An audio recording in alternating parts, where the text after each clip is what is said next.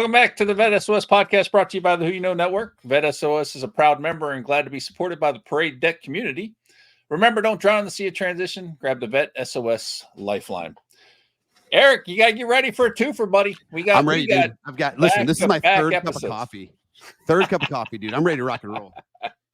This is going to be awesome. We got Chris Lancia here with us today for 2 episodes. He's going to be talking to us about a great program with Tennessee Governor's Veteran Fellowship Program, and he's going to be talking to us about the Travis Manion Foundation, an organization doing great things in our community. As always, I'm here with my co-host, Eric. Eric, how you doing today? Dude, if I was any better, I'd be twins. This is a great day. Look, man, college football's back. We're on the podcast. Like, we're talking to great people about great programs. Nothing gets better. I brought notes. Like, I'm ready to take notes. I'm all in, dude. Let's get after it. A great day to be twins because we got 2 episodes. Here we go. They can each do one of the episodes. All right, so we're going to jump right into it. Chris has more than 25 years of service in the United States Army and is currently a Tennessee Governor's Veteran Fellow working on military and veteran initiatives for the state of Tennessee. Chris has served in the nonprofit space for more than a decade, serving in volunteer leadership roles with multiple veteran service organizations. He's a graduate of the George W. Bush Institute Stand 2 Veteran Leadership Program and the Travis Manion Foundation Spartan Leadership Program. And he's also the co-founder of Grid Square Recon, LLC, which aims to create a sense of belonging for military families by connecting them with the communities surrounding military installations. It is on the board of directors for Two Ravens Foundation, a veteran-focused equine therapy nonprofit. Apparently, Chris, you got a lot of time on your hands. I fully understand. It happens quick, and next thing you know, you got your hands in several different organizations. But love the fact that you're giving back. How are you doing today? Oh, I'm doing great, man. I appreciate you guys having bringing me on, giving the opportunity here. And to your point about time, it's interesting when we have these conversations. I think you're right. When we get talking about folks with a harder service, it's hard for us to say no when those things come up. But you're absolutely right. Suddenly you're sitting there at 9 o'clock at night going over like board minute meetings and minutes, and you're like, man, what time is it? But it feels, it doesn't feel like work because of the impact you're making, on the community. And so I think it's something that for most of us, we're willing to give that time because it provides that fill in our cup sense of purpose that we need. Yeah, absolutely. All right, so let's start at the beginning. You did 25 years or plus in the Army. Tell us a little bit about your military career and your transition that you went through when you left the military. Yeah, so interestingly, I transitioned twice. And so I came in as a 17-year-old and was a Black Hawk crew chief starting out. My father was also in the Army, so it was just kind of one of those, as so many of us, it was a family business type thing.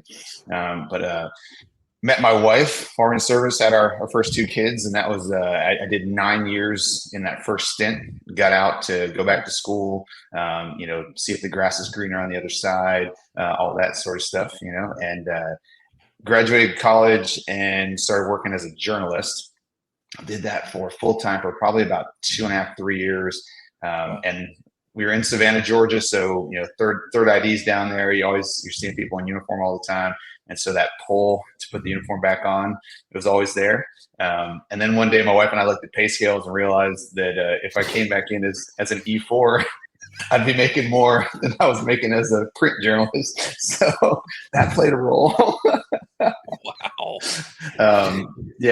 So that was 2007 when I came back on active duty, and the goal there was to pursue a commission through OCS, and so I was able to do that about 3 years later, and then spent some time as a logistics officer, which was it was amazing opportunities because as a part of that, I got to serve in the 160th Special Operations Aviation Regiment, and it's just a very unique unit filled with some incredibly competent people. And so, it's that thing of the iron sharpens iron kind of thing. Being around folks like that makes you want to be better at what you do every day.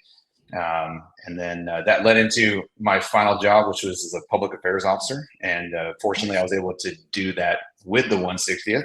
And so it took that, that communications background as a journalist and allowed me to leverage that. And that took us to where we are here. So it's been quite a ride. Wow. You and Eric, I think, both got to transition twice. Was there a difference between your transitions? You know, was there something you learned from the first one that you applied to the second one? Was it just a difference in resources? So it's interesting because the program has changed completely. My first time doing transition was 2001, and back then, it was, I guess it was less regimented, if you will, in a way, right? And I don't know, I don't remember for sure whether or not it was still a mandatory thing back then, like it is now. But there were some interesting things there. Like one thing that we don't do now that we were doing then, which I thought was awesome, is they would have for lack of a better term, like a stylist come in, right? But talking about clothing.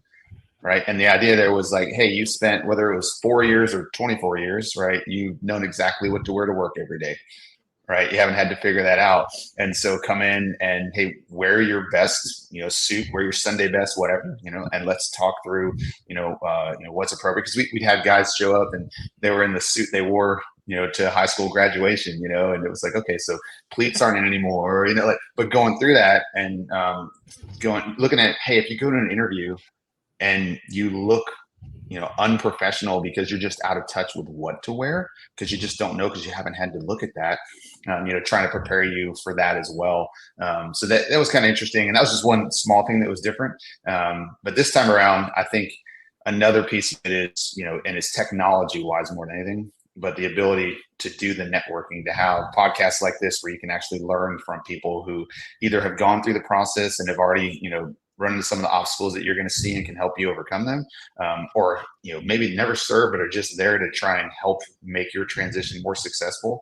All right, and I think that's a huge difference too. Is back then the networking piece really was word of mouth and who you knew, and localized. Whereas now it's like, man, you can have somebody on LinkedIn that you can ask a question of that lives 3,000 miles away but can help you solve that obstacle you're running into. Yep. Absolutely. So Wow. I actually just made this comment last week. I did not realize, because I wore, Army uniform for 20 years. I didn't realize how messy of an eater I am. I've ruined a lot of shirts since I've gotten out of the military, and I have to just retrain myself, because with camo, it all blends in. It doesn't matter if you drop something on your uniform. So I need stylish for sure. Like you're wearing a tie, right? Like in uniform, you don't wear a tie, not to worry about it, right? But if you're eating a plate of barbecue at lunch and your tie dips in your barbecue sauce, like, well, I never had to worry about that before. That's awesome. All right, so let's jump into the Tennessee Governor's Veteran Fellowship Program. Tell us what this is and why it's going to be so beneficial to us in the veteran community. Okay, yeah. So this started about 2 years ago. We had a group of folks who were, were passionate about veteran advocacy and just military connected folks in general, because we talked about military spouses as well and some of the employment challenges that they face. And the goal there was really, how do we make Tennessee, and it sounds like a catchphrase, and I guess it is, but how do we make Tennessee a destination of choice for veterans and their families, right? And the family part being the big one, because I think that's something that many of us, we can overlook that part, and again, going back to like we're talking with what you wear, we spent 20 years or again, 4 years with the military telling you where you're going to live, like what job you're going to have, and things like that. And so now we have a choice, right? But during our military service, we didn't get that choice to say, hey, spouse, kids, like, where would you like to live, right? And think that through. And so that was part of that too, is how do we make sure we're considering all of the things that make it attractive for you to want to bring your family to the state. So that led into a couple of things. And the easiest one for us to get kicked off right away was a veteran fellowship program. So the state of Tennessee already has a management fellowship program that's run through the governor's office. And that one's designed for recent college graduates. They come in and they get some professional experience. Some of them will either already have an MBA or be pursuing one, or going on some sort of a grad school opportunity. But they spend 2 years in that program, really getting their feet wet in what state government looks like and how it operates. And so we were able to take that model and utilize it to build one for veterans.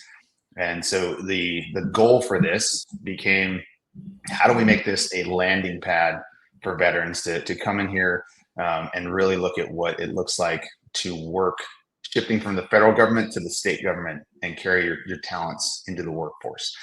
Because we've seen a lot that, in state government, there are a lot of people that haven't ever had the benefits that we had in military service of having people invest in us and how to be a leader. We literally, as we go through our career, we're going to schools that specifically teach you leadership techniques, and how to do those things, management techniques. We get a lot of experience and a lot of opportunity that our civilian peer may not have ever had, right? And that's something that when you get into some of the very technical aspects of the civilian workforce, there are people that are like, we use an engineer as an example, might be an incredible engineer and loves being an engineer and wants to be an engineer, but in order to progress, they get told they have to be a department head, and they may not want to do that, and they probably don't have the skill set because they've never had anyone invest in them the opportunity to get ready for that.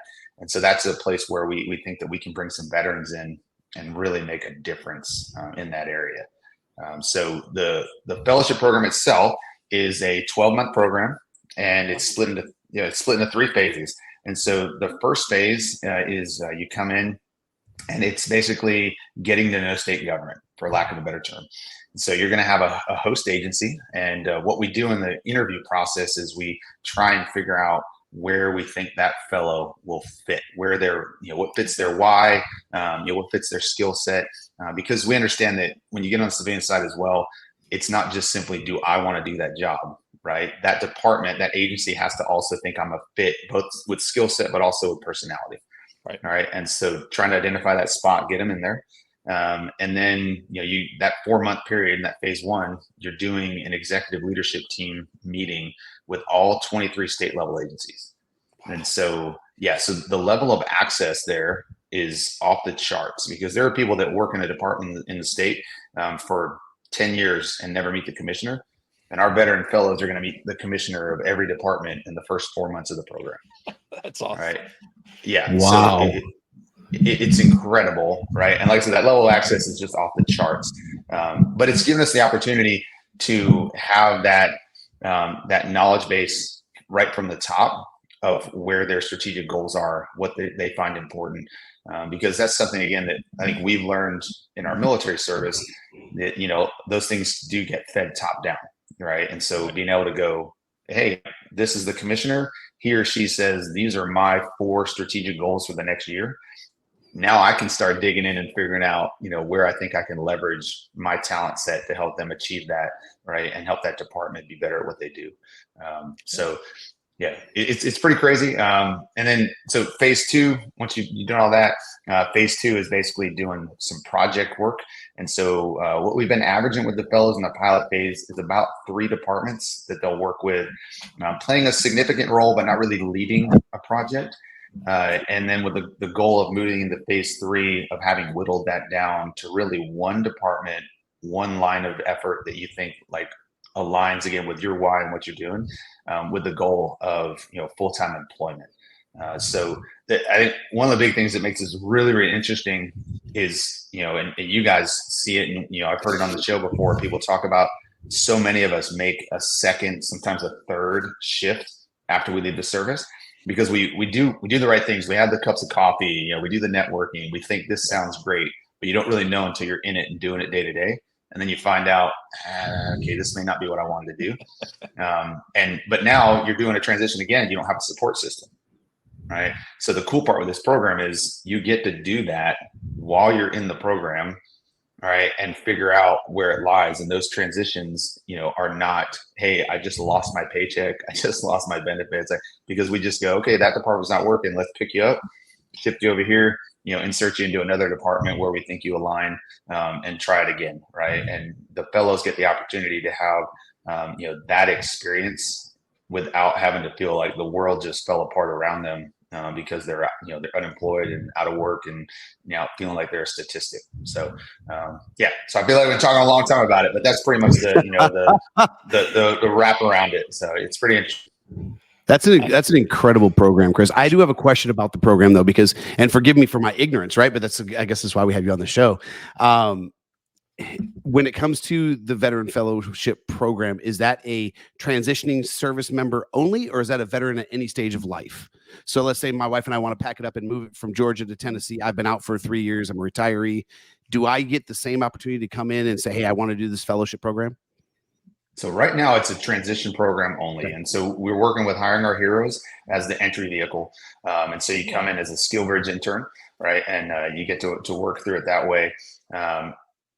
So our long-term goal is to have 6 fellows a year. And eventually we do want to be able to open it up, and kind of have that wide ranging, hey, you've been out 3 years, but you're a great fit, right? Drop an application and come be considered.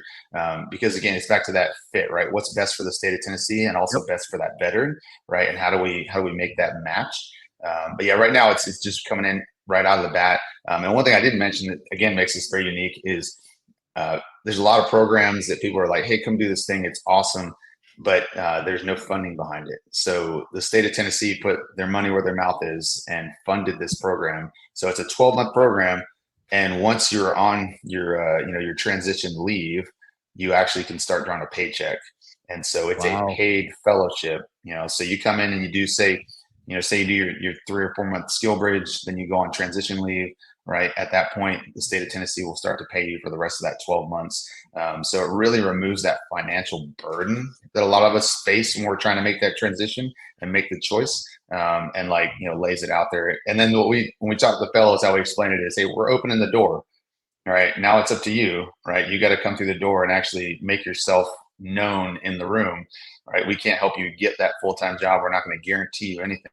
But it's a door that for so many of us, we didn't ever get opened, and we had to figure out how to get in the room ourselves. That's incredible. So what is your role within the program? So I started out very interesting. I started out as a fellow, and doing that. And now, because I'm still preparing to retire from the Army, so I'm still drawing an active duty paycheck as I do my transition. And then what we're doing right now, though, is I've already been offered the position to run the program. And so my fellowship experience has shifted from doing some of what, our fellows are all doing to actually my fellowship role being, running the program. And so it's been awesome to get that, that trust.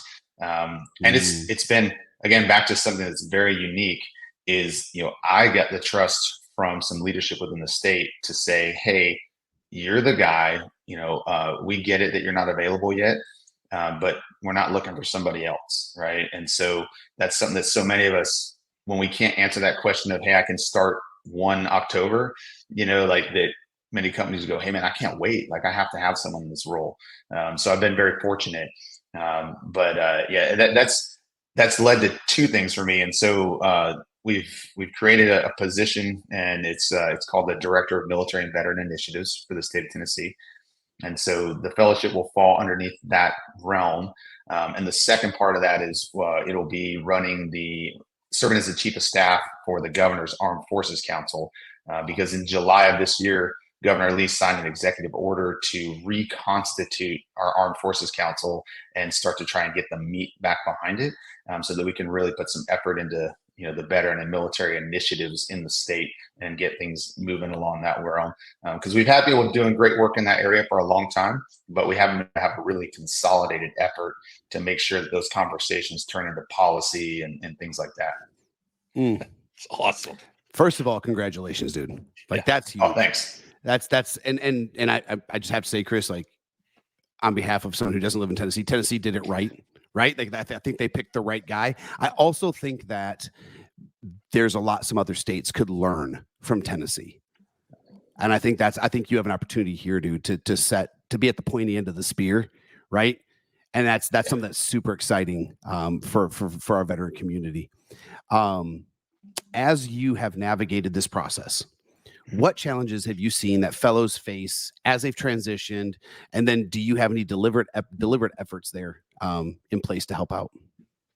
Yeah, and I think the biggest one, it kind of goes off like we were talking earlier, when we were, joking about, apparel and stuff like that. But that's been a lot of the cultural fit, right? Like we're just not used to that part. And so there's been a few things we put in. One, we have some executive coaching that we set up for the fellows. And so once a month, they'll meet with a coach to talk through, someone who's either a veteran who has gone through the transition themselves and, it's been a while and they've kind of, had a chance to navigate it and figure it out.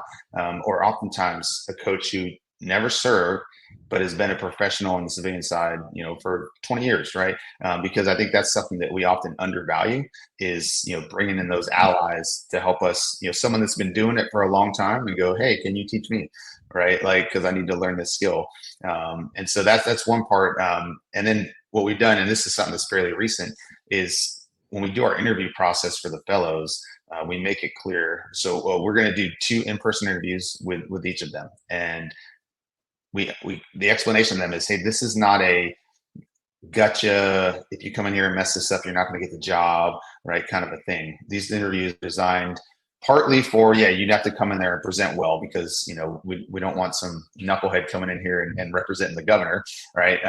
But at the same time, we also want you to have that experience, because if you've never done an actual civilian interview, and the first time we ask you to do that is when there's a full-time job on the line, right? Then we've kind of set you up, to not be as successful as we could.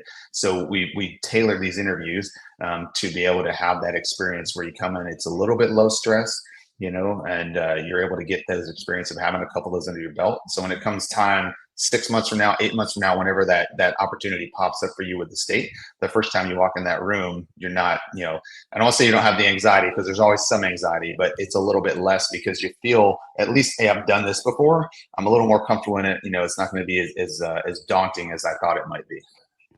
That's great. Love it. Absolutely love it. That prep is so big. That's man. So, Eric, you mentioned something about other states learning. Chris, when you and I talked, aren't there some states that you've actually are looking at the program or have started to implement parts of the program? We've had a couple reach out. So I know, like Kentucky, because they're right next to us, and we work hand in hand with them because of Fort Campbell. It straddles that state line, so we talked to them a little bit about it. One of the challenges for some other states just becomes the logistics of it. Right, we're fortunate that we've got military installations within an hour of the capital, and so if we ask someone to do a skill bridge, it's not a huge thing. Not every state has that. For some, if you're asking somebody to do a 3-hour commute or like to move in order to do this, right, there's some challenges there that they have to overcome. But we've made it clear, to your point, Eric, is like, hey, we're building a playbook, but it's not for us, right? Like, if you guys want the playbook, reach out. We're happy to send it to you. And, you take it, tailor it, use some of it, use none of it, whatever, right? But we'll send you the playbook, and you guys can figure out how it works in your state. And one thing we're looking at now, and this is early, we haven't really had a chance to implement a ton of this, but looking at how we do this on a more local level. And so what we're looking at that is, okay, so the state has one under the governor's office. So now you have that state level. So if we can get a county mayor or a city mayor, to do something like this, and they're not going to have 6, right? Maybe they have 1, maybe they have 2, right? But they have the opportunity to do something similar. And then, we tie them in with the state one, and maybe we get together, once a quarter, and have the fellows across the state come together and discuss, like, hey, let's talk about the challenges that we've all faced, and how we overcame them. But it's the same thing, like the playbook is there, and now how do we get it into different areas? Because there are service members transitioning who would love to be in that spot where I'm serving someone, right? Yeah. Because you've had people on the show that talked about this. You take off that the uniform, and suddenly that thing that was over your heart every day, you knew exactly what you were serving and what you were doing, right? That loss of identity can be big, but being able to go, hey man, like, you still can have that purpose and service. We're just going to shift you to serving the citizens of Tennessee or the citizens of your county or whatever it might be, right? And let you continue feeling like you're a part of something bigger than yourself. You didn't lose all of that, right? And take all that talent that you developed in the military and continue to leverage it, to serve others. So there's some stuff there that I think we're looking at that will be amazing, and just seeing where all that goes. But that whole tie there of bringing all that together, I think provides some huge opportunities that will allow veterans to have different things, different levels of opportunity, I guess, to look at as they move forward. Absolutely. And what I really love about that mayor county ideas, that would afford people to go back home if that's what they wanted to do. Yeah. And really get involved in their home community again. And that's just, man, I love that idea. Yeah. And you think, like, that's for so many of us, you'd love to go back home, but maybe the employment opportunity isn't there. Maybe the right, whether that's the money, the right feeling for what meets your why, so yeah, like being able to explore something like this. And what I think would be really cool, is now as we're talking this out, is maybe someone like that in that boat reaches out and says, can I get the playbook? Because I'm going to call my mayor back home and see if he or she is interested in setting something like this up. I mean, there's an opportunity to do something like that where now you've taken the initiative on your own to create something that could benefit you, but then also benefit your community, right? Because you look like I do that and build one in my county, right? And I do it this year, but then next year somebody else gets the benefit of the thing I helped set up, right? And so not only have I built that opportunity for my family, but I've also set up an enduring opportunity for other transitioning service members. So yeah, you're right. It's very interesting when you start digging into it about how much there is in terms of opportunity of what it could be once people really get into it. I'm gonna go on the record here while we're recording and doing this thing, Chris. I'm gonna tell you, go ahead and send me the playbook, because we're gonna start working on that here in Muskogee County, Georgia, because that's one thing I'm passionate about. Right, that's what you guys are both talking about is an issue my wife and I have both been dealing with for the last couple of years. We're both veterans, right? We've both been out now for 3. I've been out. She's been out for 4. I've been out for 3. But we realized about 6 months ago, maybe a little bit more, maybe 8 months ago, we started getting the itch, right? The PCS itch. That because we've been out for 3 or 4 years, so like it's time to go now, right? Like we hadn't invested in our community, we had not invested in our neighbors. We didn't know any of our neighbors. We were still living very much that military mentality, and so we have recently flipped that, and I'm working in a couple of different task force here locally, and we're starting to get involved in the Veteran Action Council and doing things in our community, because this is our home. Right. We have now put down roots. We are here. And I think that's an important piece. Right. And I think that this program at the mayor level, the city, the county mayor level, the county office level, I think it gives a veteran an opportunity to transition a little more smoothly and to start that mindset and that mental shift of, no, we're not moving. I'm investing, and I'm going to invest where I live. Right. No, I think it's great. Yeah. And I think another piece to that is you now become an ambassador, right? Correct. And again, I've heard it on the show, 100 times about, the percentage of people that never served, and like that military civilian, veteran civilian divide, and that lack of understanding. And this helps address that, right? Because now, you're there, you're investing in the community, you're out there, and you become an ambassador. So it's like, hey, we're not all broken. We don't all have PTS, right? There are many of us, so many of us, I'd say the majority, that are out there and thriving, right? And want to give back to our communities. And now you're an ambassador to be able to showcase that and help people understand a little bit more about us and the value that we bring. And so, yeah, I think you're right. We throw in our roots. We say, hey, I'm here. I'm going to be here. I'm going to put my money where my mouth is, right? And start getting invested in the community. And it's funny, I just did that a few weeks ago and started going to county commission meetings here, right, for the same thing, and I walked in, and one of the folks that we know there is like, oh, hey, so like, what role are you here? And I'm like, hey, I'm here as Chris Lancia, a citizen of the county, right? Like, that's the role I'm here as, right? Because I think you're absolutely right. If I'm going to be here, I'm going to live here, and I want to add value, then I need to, step up and start getting engaged on that local level, And I think that's a unique. Responsibility is a strong word, but I think it's a unique responsibility of the veteran community, right? We have a unique opportunity and a unique responsibility to kind of to link arms and to show the rest of the country what unity looks like, right? Yeah, what community looks like. And I think this is a great opportunity for that. Okay, we're coming down to the end. We are danger close to the end of the show. I don't know how this time flew so fast, but it did.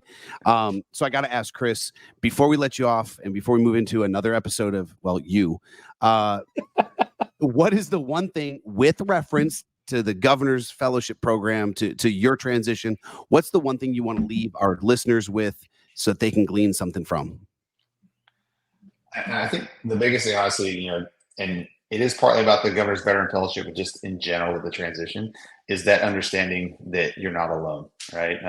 So many of the times we get into this process and it can feel very isolating, right? Trying to find a job, trying to figure out healthcare benefits, education benefits, like all these things that for many of us, we're just there, for so many years, and figuring that out. But that isolation part is what leads us to making other bad decisions, whether that's trying to find coping in a bottle or whatever the case may be. And just that remembering that, hey, you're never alone. You're literally a phone call, a text message, a LinkedIn message, whatever, away from somebody who has likely faced the obstacle that you're looking at and can help you get past it. So lean into the coaching, lean into asking for advice, all those sorts of things. And just keep that in the back of your mind that even in the worst moment when you're like, man, I feel like I'm out here all by my damn self, you're not, right? Someone is there with you. And just let us know how we can help. And I mean, I get it all the time, man. I'll get LinkedIn messages from folks that are like, hey, I'm in Tennessee. I'm moving to Tennessee. I'm thinking about doing this thing. And like, I connect them with 5 people, right? And go, hey, I don't have to be the guy that has the answer, but I got a Rolodex, going old school. I got a Rolodex, right, that I can dig into, and I can connect you with some folks that probably have the answer for what you need. And it's just that thing, I think the community part was such a big thing for all of us in the military. You always knew you had your brothers and your sisters standing on your left and your right. And you weren't, well, I won't say you were never alone, because there were times, but generally you had somebody there to help you, dig a foxhole or, build a range book or whatever. Right. And that still holds true. So in that transition process, don't forget that, we're all here with you, and you just got to let us know how we can help. I love it. And what's the best place for our audience to connect with you, brother? Honestly, probably through LinkedIn. You can find me on Facebook and Instagram as well if you want to. Like with all the other stuff we do, like I mentioned, the journalism background and stuff. So my stuff's all wide open because we do a lot of photography and things like that. Because one thing my wife and I are focused on is that building up community. And that kind of drives into like that grid square recon thing and trying to help us there. And so, but LinkedIn is probably the easiest place to hit me up, and then we can find information about, the fellowship if you want to know more about that, whether you're in Tennessee or you want to try and replicate it in your state. That's probably the quickest spot to hit me up. Outstanding. Shawn, any final thoughts, my friend? I told you the program was amazing, and I didn't even, I don't think I understood half of it after today. I'm reconsidering moving back up to Tennessee. That's a phenomenal program, but I'm going to go on the record too. We got plenty of room. Come on. Yeah.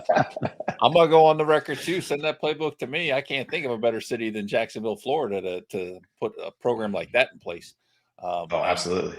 We'd have a tremendous thing. But Chris, love what you're doing, and love what Tennessee is doing. That is an amazing program that truly, once you start talking about counties and towns and stuff, oh my goodness, you could create such a statewide network of veterans that would just be amazing. How cool would it be if we filled up our government seats with veterans who understood this country and what it meant to serve? Oh yeah, man. Thank you so much for coming on. Thanks a lot, gentlemen. Yeah, thanks, Chris. Okay, make sure, folks, you follow and subscribe to us on YouTube and your favorite podcast platforms. Thank you so much for tuning in to the VET S.O.S. podcast. Remember, don't drown in a sea of transition. Grab that VET S.O.S. lifeline.